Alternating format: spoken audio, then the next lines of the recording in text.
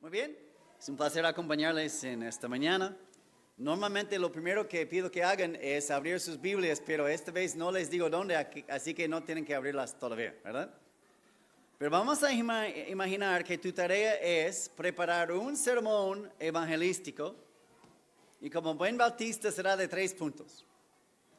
3 puntos tu sermón. ¿Cuáles serían tus 3 puntos de sermón para evangelizar a alguien? Déjame darte el contexto porque es importante. Esta persona es un oficial del Estado y tú te presentas en un juzgado.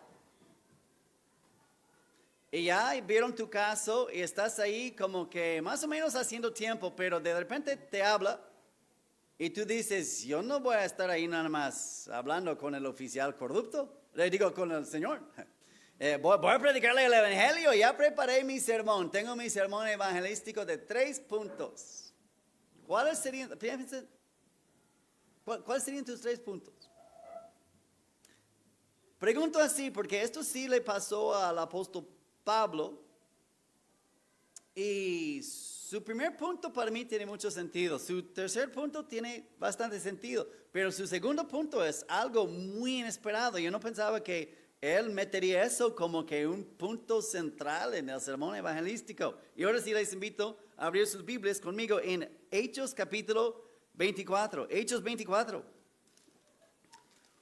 ¿Quién es el oficial ante el cual Pablo compadece?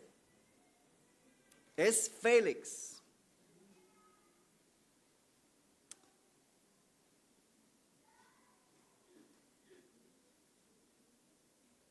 Y Pablo llegó a Cesarea porque en Jerusalén le acusaron falsamente de haber metido a un gentil dentro del lugar más sagrado del templo y pues pensaban que él iba a contaminar el templo. Hubo un alboroto. El centurión no sabía exactamente ni quién era ni qué pasaba, pero él quería poner paz y sacó al Señor y resulta que era Pablo y pasaron muchas cosas, pero hubo un complot contra la vida de Pablo. El centurión supo del complot y resulta que Pablo es un ciudadano romano. Y el centurión dice, mira, esto me hace ver bien, yo voy a ser la persona que salvó a un romano. Y lo evacúa de noche y lo manda a Cesarea, pero los judíos están enojados y quieren matar a Pablo todavía. Entonces, están los judíos llevando el caso con Félix, el jefe romano de toda esta zona. Está en la ciudad de Listos, Cesarea, es una área hecha por César. O sea, Herodes hizo esta ciudad para el César. Y es el centro del poder romano.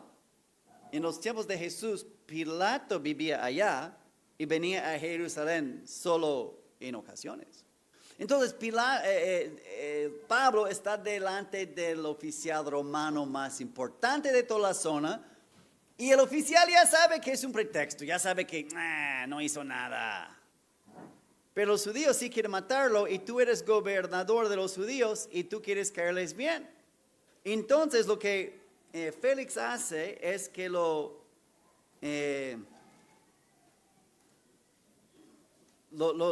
deja. Festo es el primero que lo trató y ahora es Félix.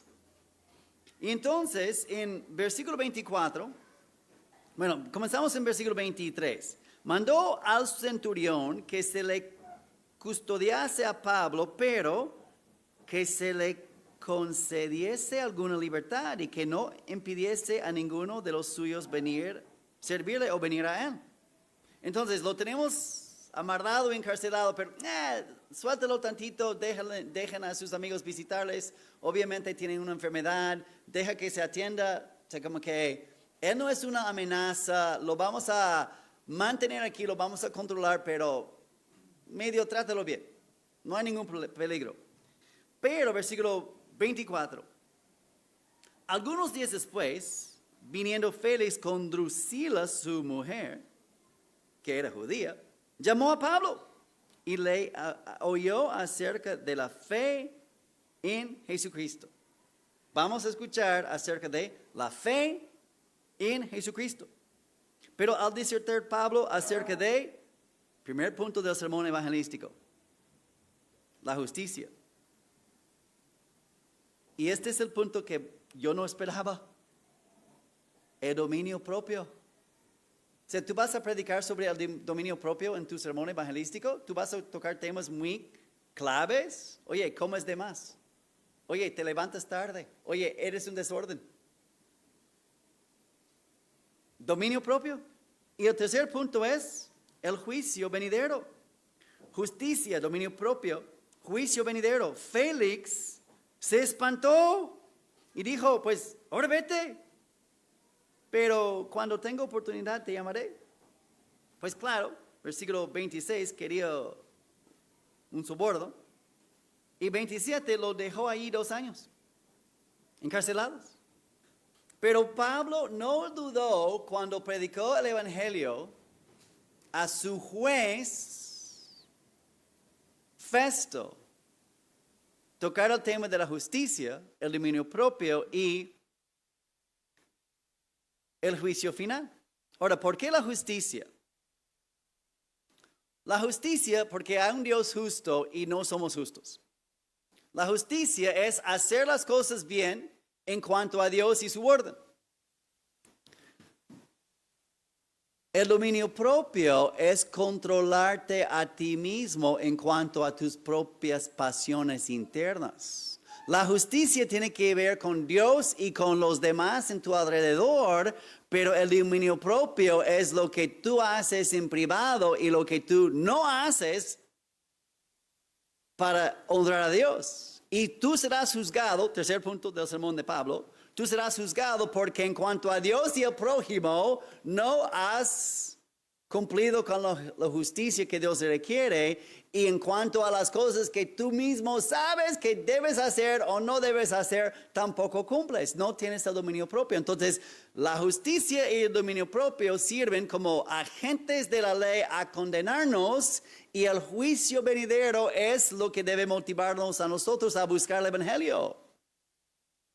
¿Eres salvo? ¿Cómo sabes que eres salvo? Es buena la pregunta. Y no está mal que tú te acuerdes del día que fuiste salvo. Qué bueno, qué bueno. Incluso tal vez te dijeron apuntar en tu Biblia la fecha. Pues mejor, ya sabes hasta la fecha. Pero ¿cómo sabes que en verdad eres salvo? Una prueba, no es la única, pero una prueba muy fuerte es que tú ves cambios.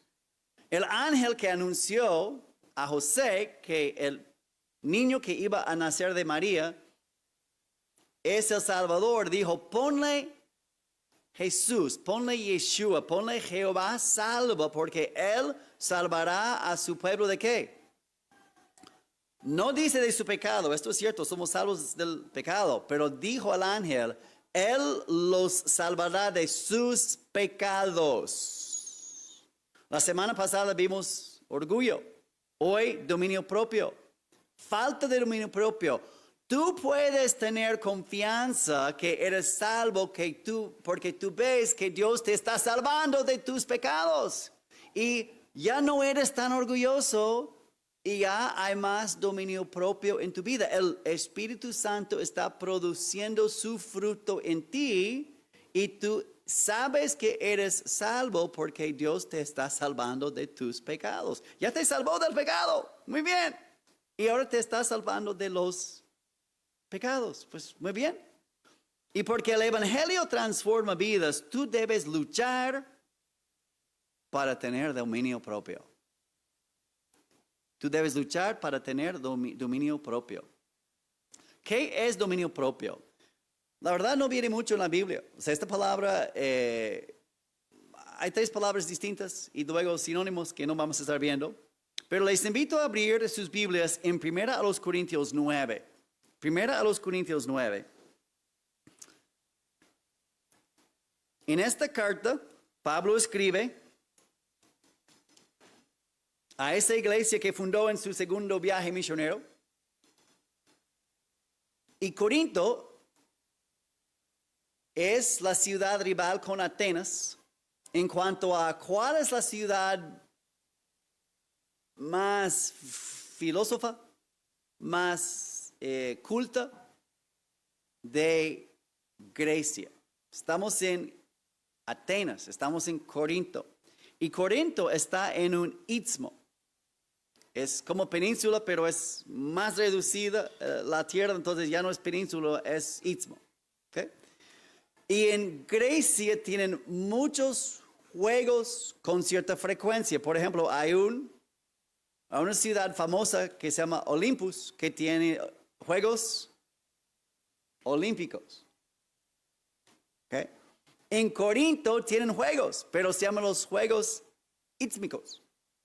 ¿Okay? Del istmo. Y los tienen cada 2 años. Pablo estuvo en Corinto 1 año y medio, entonces casi seguro tocó los juegos durante su estancia. Y Pablo en la carta a los Corintios, capítulo 9, el pasaje que vamos a leer, hace alusión a los juegos no olímpicos, porque es de otra ciudad, pero a los juegos istmicos. Entonces Pablo dice en 1 Corintios capítulo 9, versículo 24, ¿no sabéis que todos los que corren en el estadio, todos a la verdad corren? Sí, Pablo, esto sabíamos, que todos los que corren. Gracias. Ajá. Sí, ya, sabíamos, muy bien. Pero uno solo lleva el premio. Corred de tal manera que lo obtengáis. Primera ilustración, atletismo. La carrera. Versículo 25, todo aquel que lucha, ahí están los 2 deportes principales de los juegos. La carrera de correr y la lucha. Todo aquel que lucha, de todo se abstiene, y el verbo abstenerse es esa misma palabra, un cognato, abstenerse, dominio propio. Ellos, a la verdad, para recibir una corona corruptible, pero nosotros una corona incorruptible. Así que yo de esta manera corro, no como a la aventura. Esto salió en las noticias la semana pasada. Una mujer iba en la punta y ganaba el maratón. Y hay un vehículo que le guía por el camino. El vehículo se equivocó y la mujer siguió el vehículo y no ganó. Estaba ganando y ya. Y ella no terminó la carrera porque, bueno, sí terminó después, pero terminó perdiendo. Porque corrió a la aventura, a la dirección equivocada, pobrecita. ¿Se imagina? De esta manera peleo la carrera y la lucha. Peleo no como quien golpea el aire, sino que golpeo mi propio cuerpo y lo pongo en servidumbre. Wow, qué severo, qué estricto, qué disciplinado. No sea que habiendo yo sido heraldo para otros, yo mismo venga a ser, la palabra es descalificado. Y el escritor griego Pausanias, también con otros, describen la preparación para estos juegos. Corinto era sede de los juegos istmicos, celebrados cada 2 años al honor del dios griego Poseidón. Y probablemente Pablo presenció o estuvo en la ciudad cuando estos juegos acontecieron. La descripción va así: los atletas debían entrenarse mínimo 10 meses completos antes de competir. En Olimpia juraban ante la estatua de Zeus que habían cumplido el entrenamiento según los protocolos. Y los jueces podrían, última palabra de versículo 27, los jueces podrían descalificar a alguien que no mostraba la disciplina correcta. No, tú ni entras. O ganaste, pero no. Supimos que no te entrenaste bien. Te descalificaron. Y no era recreativo, era un régimen casi monástico. Otro escritor de este tiempo lo describe de esta manera. Epicteto dice que el atleta tenía que en este tiempo, dice Pablo, todo aquel que lucha de todo se abstiene. ¿Sabe de qué? De dulces. No podías comer dulces. Ahora no tenían los dulces que tenemos hoy en México. Wow, tenemos dulces, ¿verdad? Y con chile. Pero tenías que abstener de dulces durante estos 10 meses. Tenías que someterte a golpes. Si era la lucha, tú te ponías y te venían a golpear. Paz, paz, paz. Aguanta, aguanta. Si tú no aguantas aquí en la mera competencia, no vas a aguantar. Entonces, te golpeaban para entrenarte. Qué divertido, ¿verdad? Suena como un dormitorio, ¿verdad? Tú tienes que estar ahí sin quejarte. Yo vine a ser atleta y yo sí soy fuerte, yo sí aguanto. No te quejas. Tienes que vivir bajo una dieta estricta. Ese retrato encaja perfectamente con el lenguaje que estamos viendo. Y no es solamente moderación, es disciplina intencional, el someter el cuerpo a un propósito superior y vivir con el fin de algo en el futuro que vale la pena sufrir hoy. Dominio propio. Pablo dice, yo golpeo mi cuerpo. O sea, yo ni pido que otro me golpee. Yo lo hago a mí mismo. Hermanos, negar los deseos de la carne, negar los deseos de los ojos y negar la vanagloria es como maltratarte a ti mismo. Es como hacer morir los deseos de la carne. Es como golpear tu propio cuerpo. Dominio propio. La semana pasada fue mansedumbre. Hoy es dominio propio. Mansedumbre es la actitud hacia otros. Dominio propio es control de uno mismo. Mansedumbre es responder con suavidad. Dominio propio es resistir impulsos internos. Mansedumbre es humildad en relación con otros. Dominio propio es disciplina en relación con ti mismo. Mansedumbre es en reacción a provocaciones. Y dominio propio entra en reacción a las tentaciones. Y la verdad, México ha producido unos ciertos atletas de renombre y quienes se han destacado. Una es una mujer llamada Ana Gabriela Guevara. En el año 2004, ella ganó plata en la carrera en Atenas de 400 metros. 400 metros. La carrera dura entre 49 y 50 segundos. Y por esa carrera de 50 segundos, ella entrena años y años. Nacida en Sonora, comenzó a entrenarse y participar en los deportes a la edad de 14 años. Pero ella misma describe su entrenamiento para esa carrera de 50 segundos.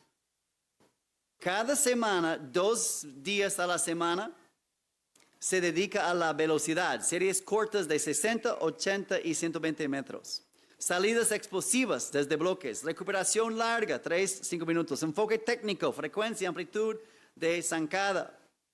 Y esto es 2 días de la semana. Otros 2 días, resistencia especial, series de 300, 350 metros al 90 o 95% de su capacidad. Es como que con todo.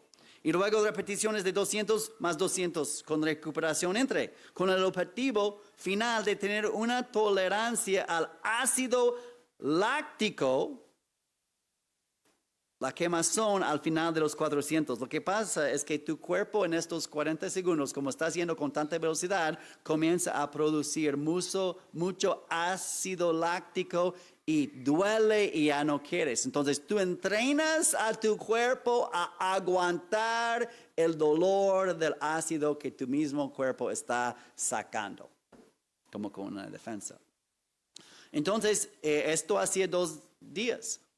1 o 2 días hacía como que el ritmo, porque tú no puedes en la carrera de verdes lanzar con todo. Tú tienes que tener un plan, saber cuándo reservar y cuándo darle todo. Entonces, ella hacía una vez 450 metros y 2 veces 300 metros. Simulaciones de los primeros 200 metros fuertes y con cierre controlado. O sea, ella tenía un plan sistemático y eso fue apenas sus 5 días en la pista, en el Cordero. 3 o 4 días aparte iba al gimnasio, donde se hacía sentadillas pesadas, peso muerto, desplantes con barras, saltos polimétricos, trabajo con core, todo eso. Y aparte la preparación mental, visualización diaria de la carrera, estrategia clara, no salir demasiado rápido.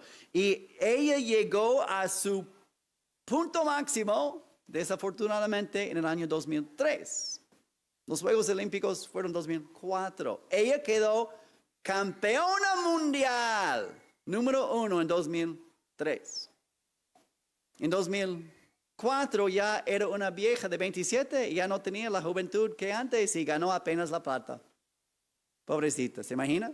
Como que llegó a su punta en 23. Y los Juegos Olímpicos, ¿cómo se llamaba? Que algunos se acuerdan. Hermanos, es una mexicana que ganó plata y ni sabemos quién fue. Ella se dedicaba unos 14 años de su vida a las carreras. Y en una ocasión, en 49 punto algo de segundos, ganó primer lugar a nivel mundial, una vez en su vida. El mundo se entrena, el mundo se esfuerza, el mundo lucha para tener dominio propio, para ganar una corona, una medalla y una fama que 20 años más tarde en su propio país es una desconocida, más o menos. Entonces, hermanos, Pablo argumenta así: si ellos hacen eso para algo temporal y pasajero, ¿cuánto más debemos tú y yo, como cristianos, para ganar una corona incorruptible, luchar para tener dominio propio? Entonces, hermanos, hay pocos pasajes, la verdad, que hablan de esto, y vamos a verlos. Primero, ya vimos el Hechos 24, donde Pablo predica a Festo en cuanto a la justicia, en cuanto al dominio propio y en cuanto al juicio venidero. ¿Y por qué estas cosas? Pues ya vimos los motivos teológicos, pero también había algo muy práctico entre Pablo y Festo. Festo era su juez y Pablo está hablando, espérame, de justicia. ¿Qué está haciendo Festo con Pablo? Está haciendo injusticia. Festo sabe que no tiene culpa. Es más, en el capítulo siguiente, él va a llamar a su amigo y va a decir: mira, tengo este problema aquí. Hay un inocente y ya apeló a César. Y si él apela a César y yo no tengo ni de qué acusarle, ¿Qué le pongo en la denuncia? Porque voy a mandarle a César un acusado de nada y César me va a reclamar a mí. O sea, ¿por qué ninguna acusación tiene? Oye, Agripa, ayúdame a poner la denuncia para que digamos algo, ¿verdad? Coherente. Festo sabe que es inocente. Festo sabe que es por celos. Festo sabe que cuando él tomó el poder de Félix y subió a Jerusalén, lo primero que los judíos dijeron era: danos a Pablo, queremos, trae a Pablo y tratamos el caso de Pablo. Pues ¿quién es, verdad? Festo sabe que Pablo es inocente, pero durante 2 años lo deja en la cárcel esperando sobornos. El primer tema que Pablo saca es la justicia. Caray, espérame, yo soy el juez, sí, por eso. ¿Y quién es Drusila? Su mujer, sí, le arrebató de su hermano para casarse con la cuñada. Y por eso su segundo tema es el dominio propio. Tú viste a la cuñada y tú dijiste, no. Hermanos, lo que es sorprendente es la valentía de Pablo de enfrentar a su juez con sus dos temas. Sus dos temas son, soy juez y traigo hoy a mi mujer. Bueno, vamos a hablar de la justicia y vamos a hablar de tu dominio propio. Se espantó el Señor y mejor se fue. Querido hermano, dominio propio es una señal de creyentes. Dominio propio es algo que Dios quiere producir en ti.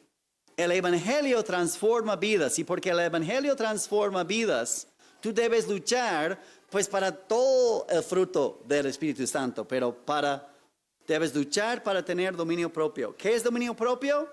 Es el autocontrol. El autocontrol.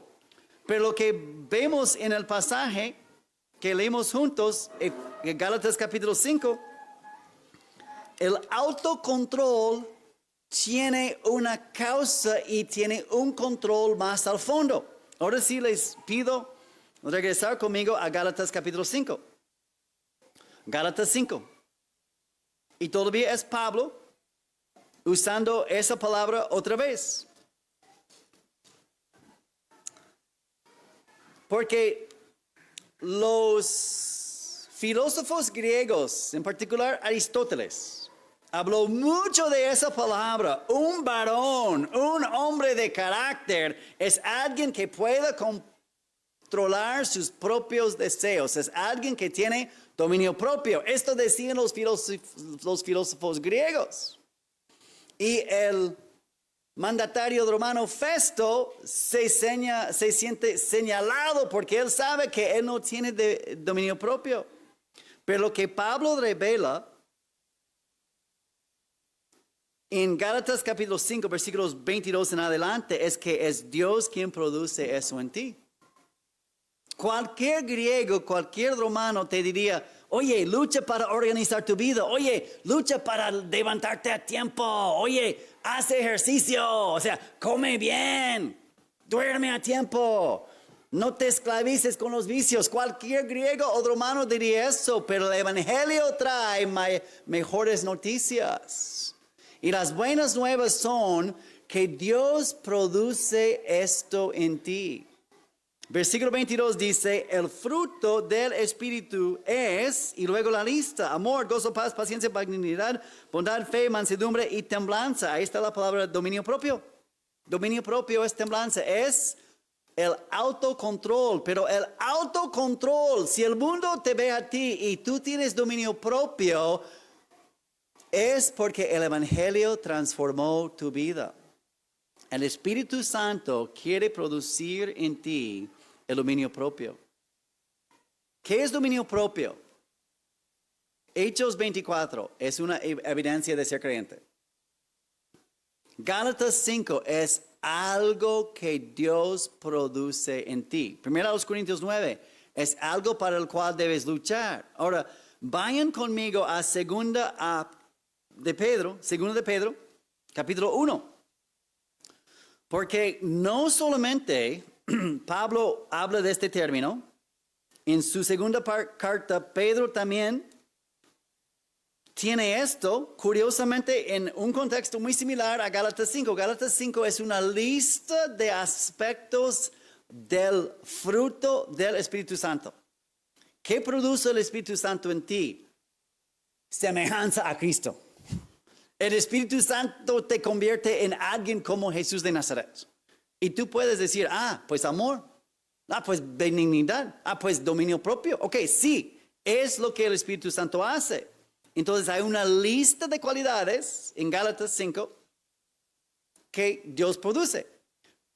Segundo de Pedro capítulo 1 también es una lista de cualidades. ¡Qué curioso! Y tampoco es una cadena que depende de la cosa previa. Dice segunda de Pedro capítulo 1.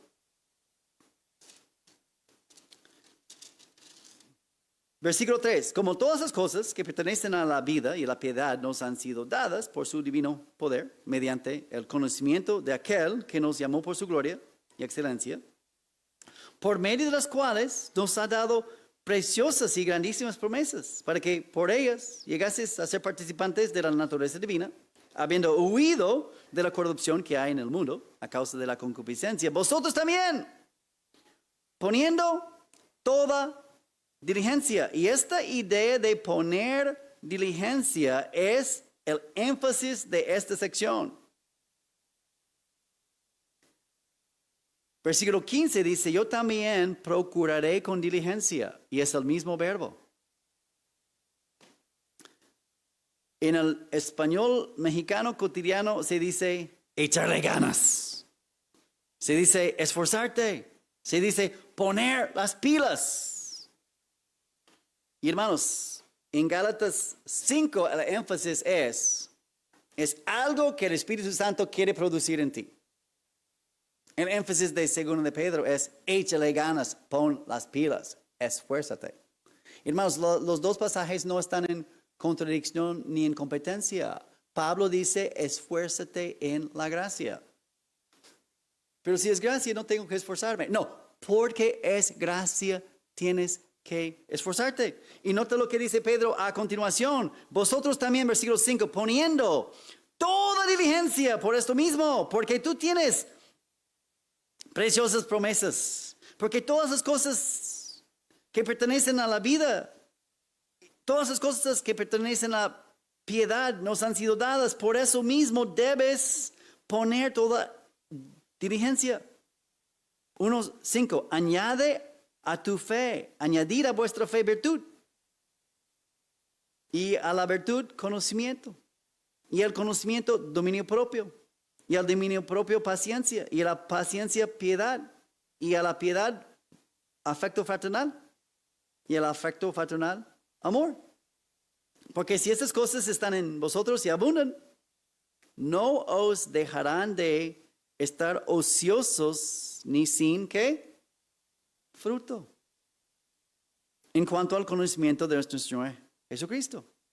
Pero el que no tiene estas cosas, tiene la vista muy corta, es ciego, habiendo olvidado la purificación de sus antiguos pecados. Por lo cual, hermanos, tanto más, procurad hacer firme vuestra vocación y elección. ¿Cómo sabes que eres salvo? Porque estás esforzándote a honrar a Cristo con tu crecimiento. Entonces, Hechos 24 nos dijo que dominio propio es una evidencia de ser creyente. 1 Corintios 9 dijo que es algo que tú tienes que luchar. Gálatas 5 dice que es algo que Dios produce, y 2 de Pedro 1 te anima a esforzarte mucho en esa área.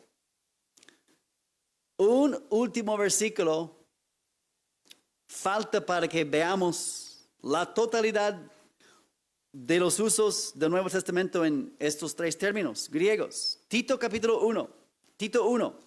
Y regresamos con Pablo. Y yo dejé este punto hasta el final porque en un sentido es para todos, pero en otro sentido no es para todos.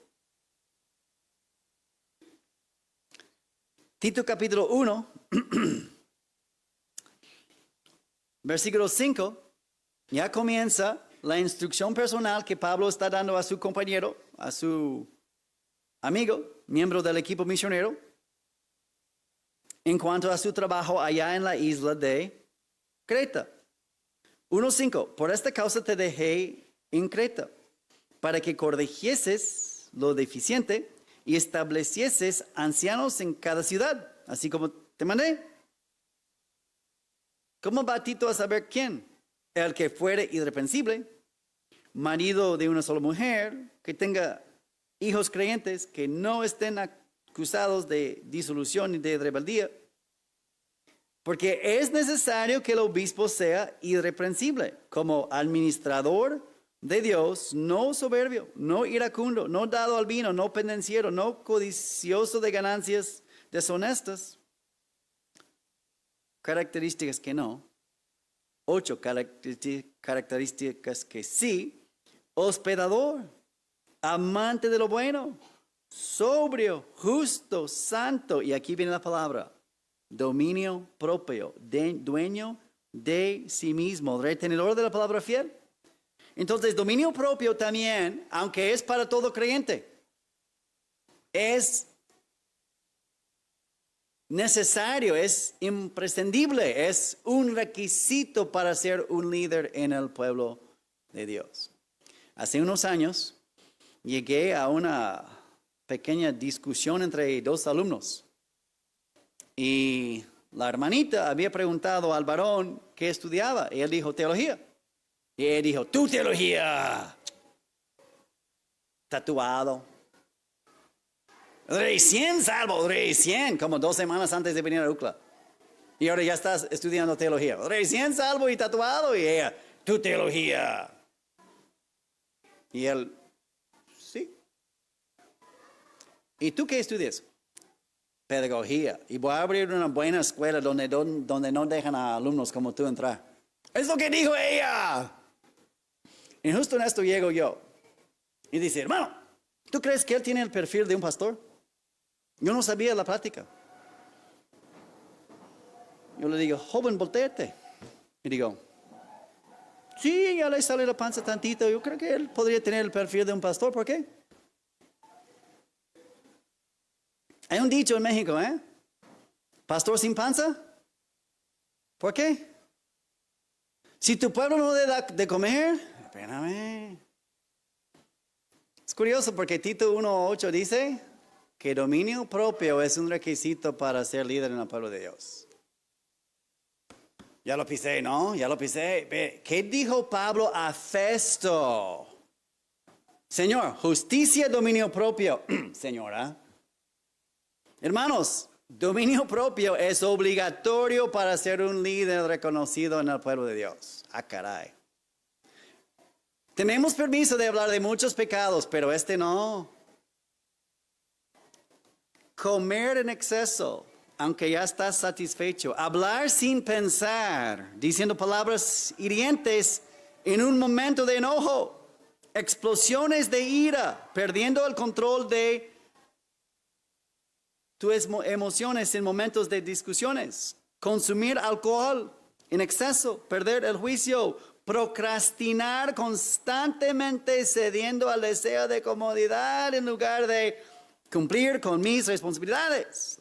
Un uso excesivo del celular y redes sociales sin poder detenerte. Ver contenido inapropiado aun cuando has tomado decisiones de no ver este contenido.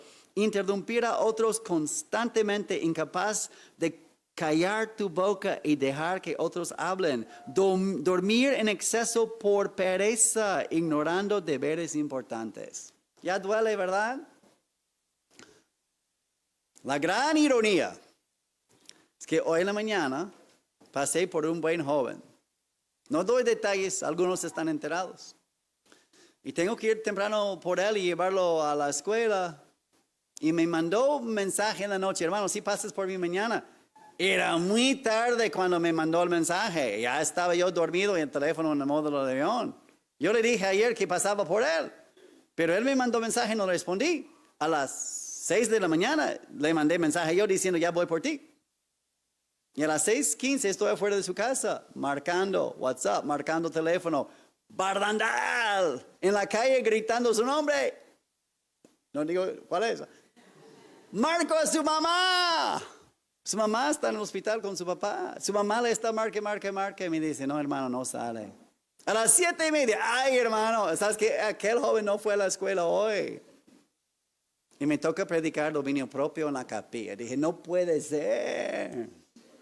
Se desveló y no pudo levantarse. No sonó su alarma, no sé qué le pasó. No vamos a juzgar. No traigo túnica de fariseo para juzgarlo.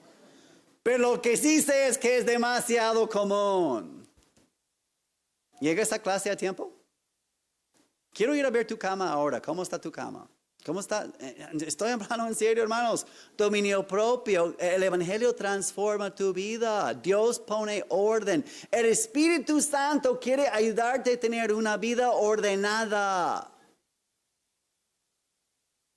Pero tú tienes que esforzarte. 10 aplicaciones para pastores, líderes de ministerios. Porque Tito 1 es para líderes, para pastores. Reaccionar con ira desde el púlpito. usar el púlpito y usar el salón para atacar a personas. Eso no es dominio propio. Responder impulsivamente a las críticas, contestar mensajes o correos con un tono defensivo, sarcástico, sin reflexionar primero. Falta de dominio propio. Manejar mal las finanzas, gastar fondos de la iglesia sin transparencia o por impulsos personales. Falta de dominio propio. Falta de control en el área sexual, coquetear, cruzar límites emocionales o físicos, mantener conversaciones inapropiadas. Falta de dominio propio, comer o beber en exceso, modelar intemperancia en público o en privado. Falta de dominio propio, hablar más de lo debido. Cuando eres maestro o pastor, tú vives del hablar. Oye, cállate de vez en cuando. Esto me dijo mi esposa. No es cierto. Pero en serio, tú vives del hablar. Tú hablas día y noche. En un momento escucha. Dominio propio. Ya duele, el sermón ya duele, hermanos. Tomar decisiones importantes sin consejo. Yo soy pastor, yo soy el maestro, yo soy el director, Actuar por impulso sin consultar a los otros pastores de tu iglesia o los hermanos maduros o tus papás. Buscar aprobación constantemente, modificar el mensaje bíblico para agradar a las personas influyentes de tu congregación. Exceso de trabajo. Descuidas a tus hijos para cuidar a otros hijos de hermanos de la iglesia. Para que los hermanitos te vean bien. Tus hijos son ovejas también. Tu esposa es oveja. Querido hermano pastor, cuidado con el exceso de trabajo. Que tu trabajo en el ministerio no sea un sustituto para la piedad personal y para el cuidado de tu familia. Responder con orgullo cuando uno es corregido. Justificarse automáticamente. Aquí no nos equivocamos. Aquí somos perfectos. La culpa la tienes siempre tú. Falta de dominio propio. ¿Qué tal con el dinero? Compras por impulso, adquirir cosas innecesarias solo porque están en oferta. No lo necesito, pero era oferta. Vivir por encima de los ingresos, endeudarte constantemente para sostener un estilo de vida que tú no puedes pagar. Falta de dominio propio. Yo no voy en camión. Tengo cuántos miles de deuda, pero pago el Uber. Uso de tarjetas de crédito sin controlar. Gastar sin pensar por qué el pago no se siente inmediato. O sea, como que ya después veo cómo pago. Apostar. Eso sí es una plaga. Apostar o especular. Arriesgar dinero esencial por codicia o por emoción. Es diversión. Estoy jugando. Soy player. Estoy jugando. Estás malgastando el dinero de Dios. Negarte a dar por avaricia. No estar participando en tu iglesia. No tienes compromiso con el cesto de la ofrenda porque tienes compromiso con Coppel. Diezmar o dar solo cuando te sobre. Y nunca sobra. No tienes un plan, no tienes intención, no tienes método para sostener tu iglesia. Tomar decisiones financieras sin consejo. Comprar para impresionar a los demás. No ahorrar. Mezclar el dinero con tus emociones. Comprar cuando estás triste, enojado o ansioso para sentirte mejor. ¿Alguien se escapó del sermón de hoy? Hermanos, somos pecadores. Somos pecadores. Yo dije, ya no me gustó el sermón. Ya no me gustó a mí. La verdad, yo quiero estar en la cama todo el tiempo.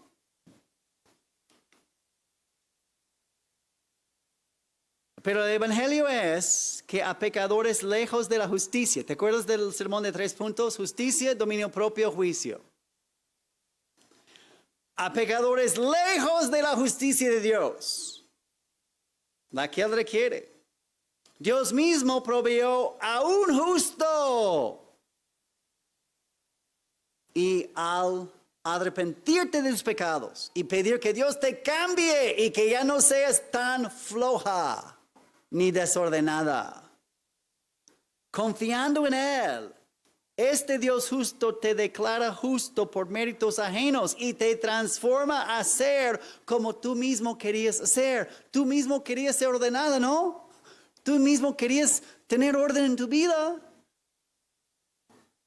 Exponte a predicación, exponte a la lectura, ora, medita, memoriza, asiste a cultos, busca compañerismo, haz uso de los medios de la gracia y tarde que temprano Dios hará un pequeño cambio y el Espíritu de Dios irá ordenando tu vida más y más. La santificación es pecar con menos frecuencia y arrepentirte más pronto. Hoy vas a fallar en el dominio propio. Igual ya fallaste. Arrepiéntete y cree el Evangelio. Soy el desordenado que Cristo amó. Soy el desordenado por quien Cristo murió. Y su justicia es mía. Y porque por gracia soy salvo, me esfuerzo para llegar a la clase siguiente a tiempo. Me esfuerzo para entregar mis tareas. Me esfuerzo para cumplir con mis responsabilidades. Me esfuerzo. Yo procuro con toda diligencia añadir a mi conocimiento el dominio propio, porque es Dios que produce en ti el querer como el hacer. Entonces, queridos jóvenes, nadie aquí es perfecto, pero todos aquí debemos estar siendo perfeccionados. El Evangelio transforma vidas. Tú debes luchar para el dominio propio.